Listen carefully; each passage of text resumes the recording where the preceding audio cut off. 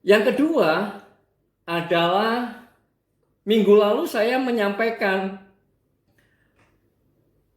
kedatangan Tuhan Yesus dan kematiannya di atas kayu salib sebenarnya mengandung pengertian, mengandung implikasi bahwa manusia itu jauh lebih sulit masuk neraka daripada masuk surga. Nah, ini saya khawatir mungkin ada di antara Bapak Ibu Saudara yang berpikir, ini sebenarnya seperti apa maksudnya Pak penjelasannya?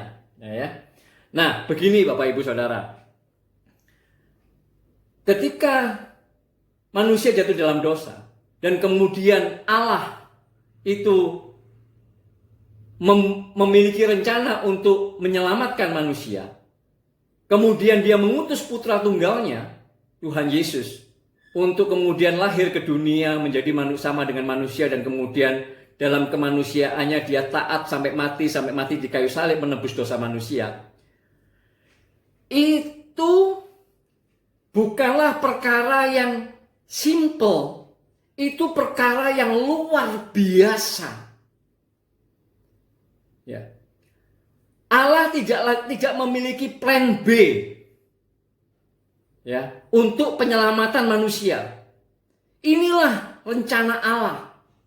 Nah, kalau seperti itu, maka tentulah ini adalah sebuah rencana yang luar biasa yang membuat manusia itu, Alkitab mengatakan, firman Tuhan mengatakan, karena begitu besar kasih Allah akan dunia ini, sehingga ia tidak menginginkan seorang pun binasa.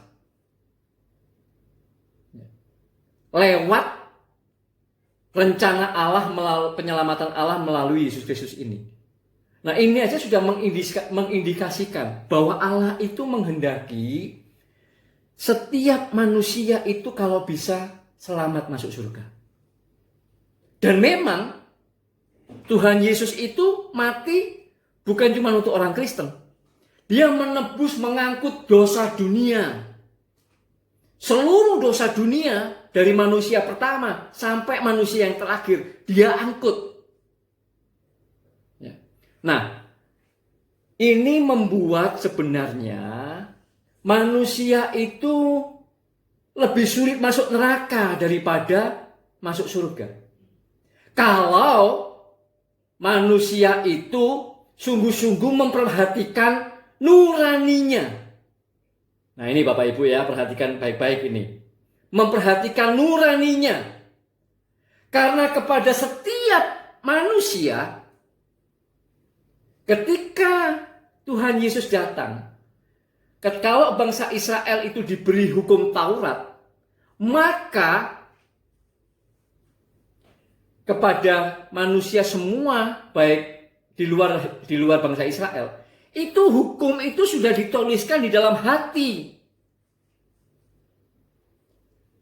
Di dalam hati. Hanya memang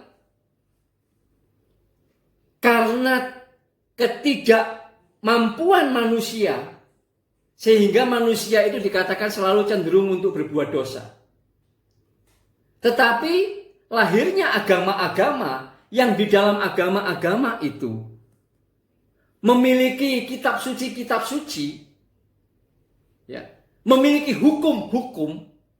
Maka kalau kita perhatikan di dalam hukum-hukum setiap agama itu, coba perhatikan, pasti selalu mirip-mirip dengan hukum Taurat. Mengajarkan kasih, mengajarkan mengasihi sesama, yang oleh Tuhan Yesus dikatakan bahwa kesimpulan atau inti daripada hukum Taurat itu adalah kasihilah sesamamu manusia seperti dirimu sendiri, dan kasihilah Tuhan Allahmu. Nah, di semua agama. Nah, itulah kemudian membuat orang-orang yang beragama itu, ya, mulai juga belajar untuk mengenakan hukum-hukum itu. hukum-hukum di dalam agamanya masing-masing itu. Untuk apa? Supaya memiliki nurani yang baik. Atau dalam bahasa umum, menjadi orang yang baik. Ya.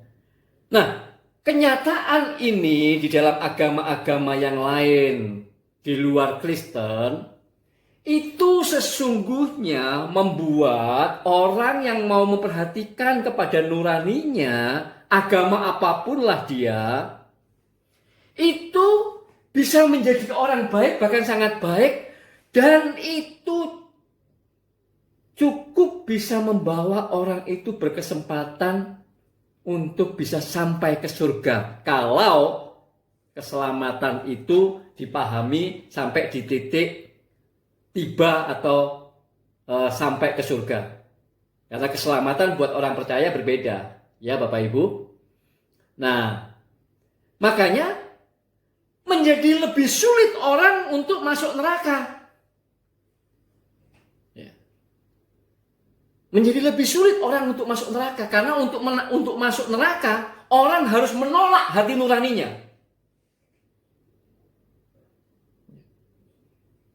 Benar-benar dia melakukan hal-hal yang sangat bertolak belakang dengan nuraninya. Sampai, kalau orang yang sudah seperti itu, nuraninya benar-benar jahat.